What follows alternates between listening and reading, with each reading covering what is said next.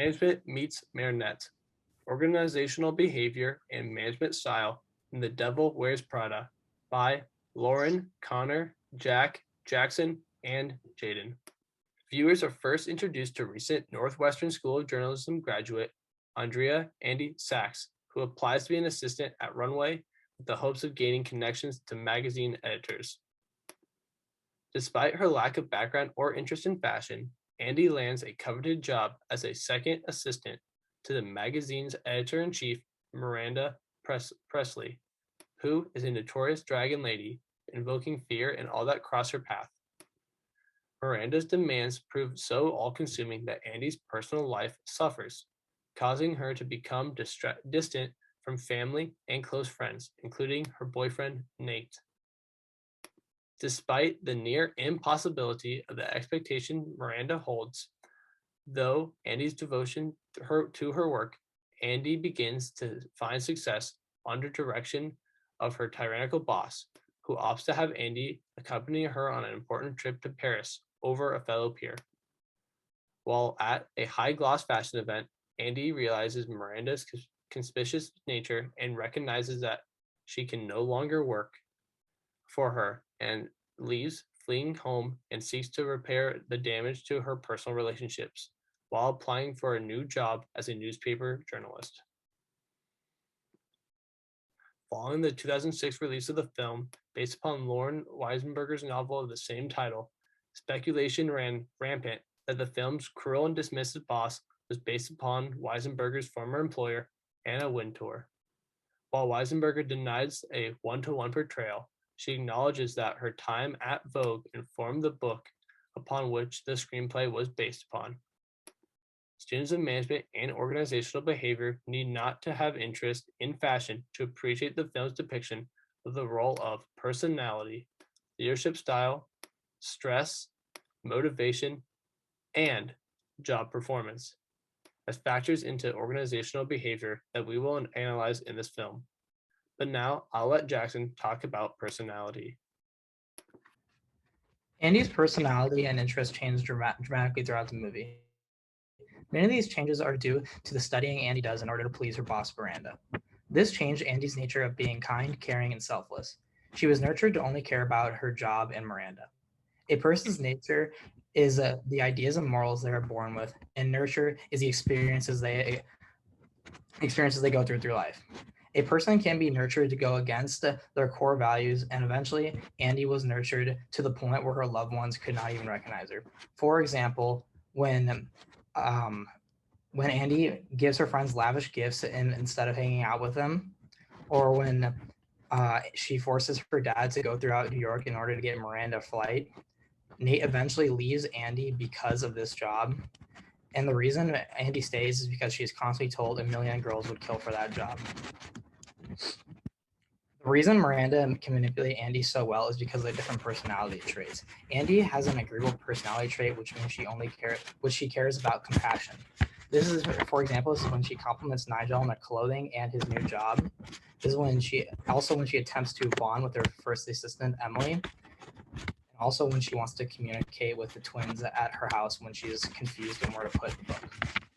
Miranda has a conscientious personality, which means that she is very organized, controlling, and persistent. This is shown when she is the only person that can edit the Runway book, or when she forces her employees to dress in a high standard, or finally when she knew the termination and prevented it, and also prevented Nigel from getting his dream job. I will now pass this on to Lauren. Analyzing organizational behavior in any scenario suggests many different types of leadership. Leadership is defined as the use of power and influence to direct the activities of followers toward goal achievement. Not only does leadership differ in style, but there are also many different ways in which a leader can derive power, as well as different types of influence tactics and decision-making styles. The primary leader presented for analysis in this film is Editor-in-Chief Miranda Priestley. Her power is derived mainly from the fact that she's essentially the top dog at Runway. This power is known as legitimate power, which is a form of power derived from one's title or position within the company they work for. Legitimate power affords the leader affords a leader the right to ask others to do things within the scope of his or her authority. If used ineffectively, this type of power is an extremely weak form of leadership.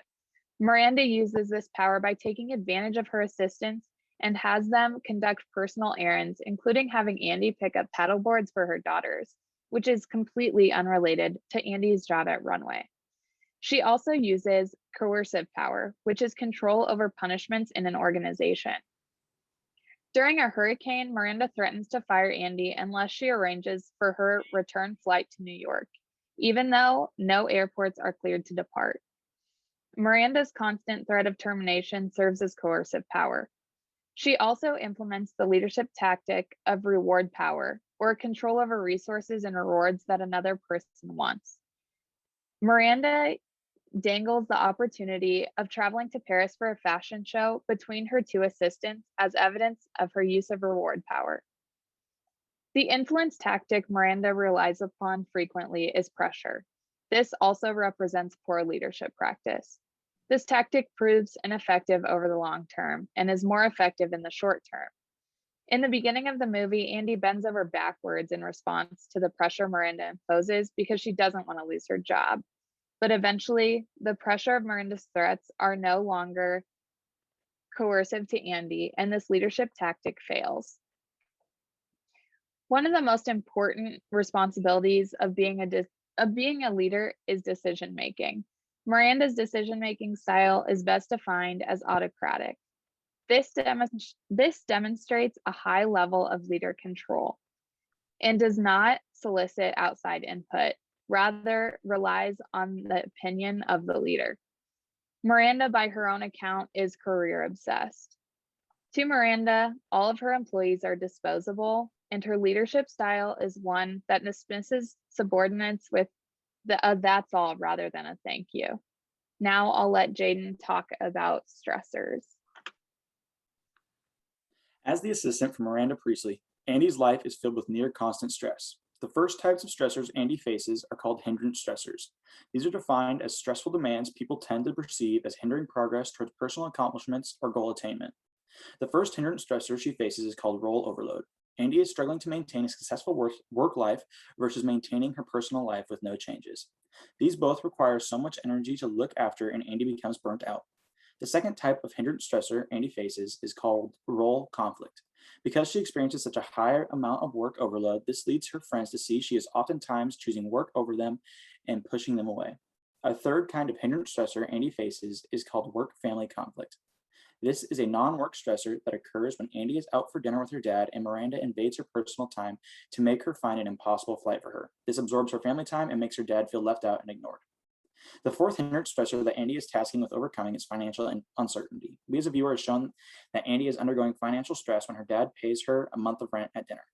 The second type of stressor Andy has is a challenge stressor, which is described as a stressful demands people tend to perceive as opportunities for learning, growth, and achievement. The only challenge stressor Andy faces is work complexity, and she faces this when she first gets the job and is tasked with many new words and phrases that she has no idea what they mean, but she keeps grinding and trying to learn how to successfully do her job. She does this because she knows this job will be useful for her in her future growth.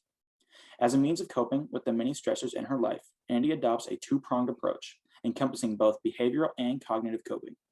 Andy takes the behavioral method by working as hard as she possibly can, which starts to relieve pressures on her inside the workplace. Andy also takes a cognitive approach by fully committing to work and pushing everyone and everything else to the side. However, this pushes her to stray away from her friends. As a result of this, she quits and seeks to rekindle the old friendship she had before Runway, which turns out was the best way to relieve her stress. Now, I'll let Jack talk about motivation. Few would doubt Andy Sack's motivation to her work, particularly given all she endures to find success. Colquitt et al. Define motivation as a set of energetic forces originating both within and outside an employee, initiating work-related effort and determining direction, intensity, and persistence. Miranda's character motivates through fear and threat and shame, presenting Andy with seemingly impossible tasks for which a negatively balanced outcome of termination seems inevitable. Now I'll play a quick clip. Miranda, about last night, I need the new Harry Potter book for the twins. Okay, I'll go down to Barnes & Noble right now. Did you fall down? It is then learned that it is impossible to get this book because the book has yet to be released, making it an impossible task that she's bound to fail. In accordance with expectancy theory, Andy seeks to move away from pain and miraculously achieves the unthinkable. But even as she demonstrates progress toward goal attainment, Andy's confidence does not equate instrumentality or the belief that successful performance will result in favorable outcome. It is not until Andy recognizes that Miranda's betrayal of a long-tenured magazine stylist, Nigel, that equity theory, which acknowledges that motivation doesn't just depend on one's own beliefs and circumstances, but also on what happens to other people, compels Andy to leave her role at Runway. Now I'll have Connor talk about job performance. Okay, the overall company of Runway, when broken down by job performance, can be explained as a 360-degree feedback system in which all the employees are constantly giving Andy, the new hire, criticisms and advice, helping her learn significantly faster. Now, to break down Miranda Priestley, her counterproductive work behaviors that you can see often are gossiping, incivility, and abuse mentally. Mentally abusing her interns and her employees to constantly do more than what should be required them from their job just to make her happy. And the only citizen behaviorship you can find is at the end of the movie, and it is civic virtue when she goes out of her way to write a letter of recommendation for Andy Sachs to help her get a new job. And to break down Andy or Andrea Sachs, her most common counterproductive behavior is gossiping like everyone else in the office, but the citizenship behaviors she has are courtesy, sportsmanship, and boosterism, and also helping. All these are made to show a complete opposite from her and Miranda Priestley and show that she is a much better employee.